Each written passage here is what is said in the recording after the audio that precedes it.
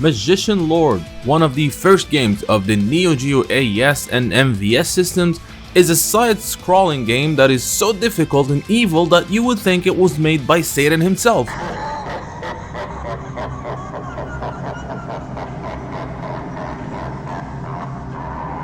With that said, let's give a brief history of Magician Lord. Developed in 1989 with a 1990 target release, Magician Lord was the first game of the expensive and impressive NeoGeo gaming system. In a time where games were mostly 8-bit or even monochrome, Alpha Denshi made a beautiful looking game that turned heads at the arcades. The game underwent a beta location testing in January 1990, and in this early version, it had longer stages that were deemed not suitable for arcade play, and as such, the developers scaled down the levels, but some were even cut from the final version, and thus the idea of making the game a bit challenging was decided. But saying Magician Lord is a bit challenging is the understatement of this century. The game is brutal and not forgiving at all, throwing enemies at you from every corner, and if you decide to just wait a bit after clearing the screen of enemies to take some breath, then a freaking invincible spider demon will show up and kill you, forcing you to throw in more quarters to finish the stage, which you probably will not finish. Magician Lord was the first game developed by Alpha Denshi and the first game to feature some new graphical effects unheard of at the time, like zooming and rotations.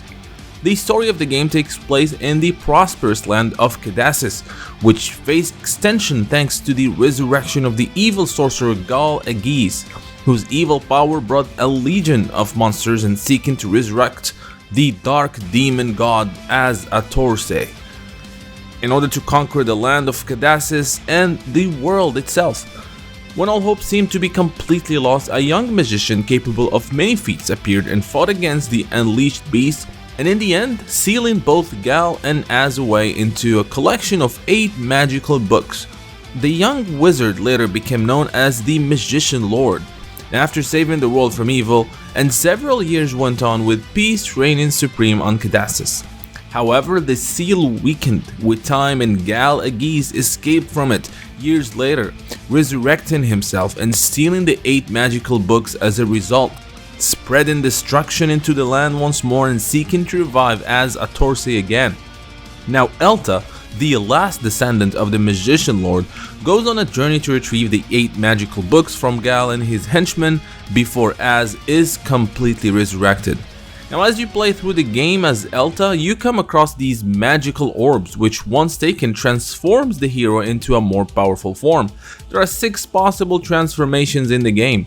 Originally during development, Alpha Denshi planned for the Magician Lord to have 26 possible transformations, but that was ultimately cut down.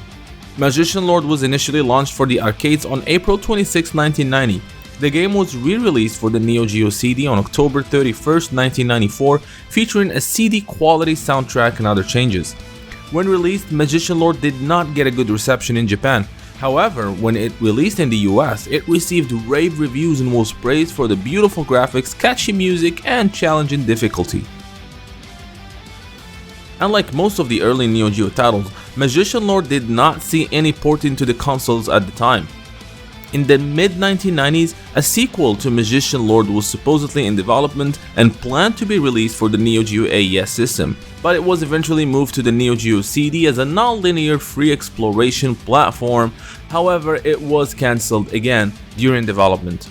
The premise of the cancelled game would have been set 2 years after the events of the first game, as Gal Agis and Az a Torse have been defeated and sealed away again by the powers of Elta, who became the newly proclaimed Magician Lord.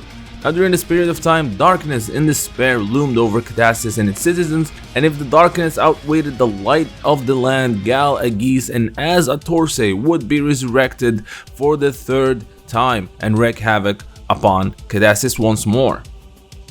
Production then carried over toward the NeoGeo Pocket Color in 1998, now simply known as Magician Lord. Only an alpha test version of the game was ever produced. It was planned to be further developed, but the sequel was cancelled again due to Alpha Denshi filing for bankruptcy. After 14 years of seclusion, the alpha test version of the NeoGeo Pocket Magician Lord was finally unearthed by the French gaming website Game Cult.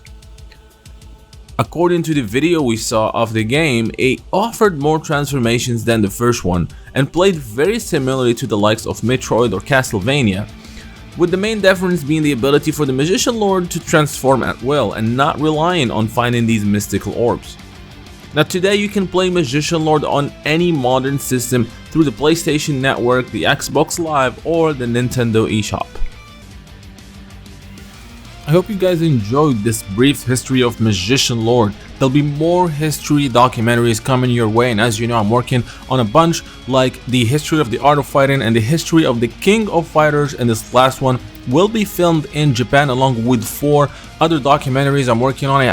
I have announced those before, and they include A Day at SNK, the Road to the SNK World Championship, Retro Gaming in Tokyo, and the return of SNK. Now if you think you can help, please do not hesitate. There is a link to a GoFundMe page in the description below with details on these projects and where I am at in preparation for this trip, which will take place in the last week of March 2020. I hope you guys again enjoyed this video. Don't forget to like and subscribe, and until next time, thank you for watching.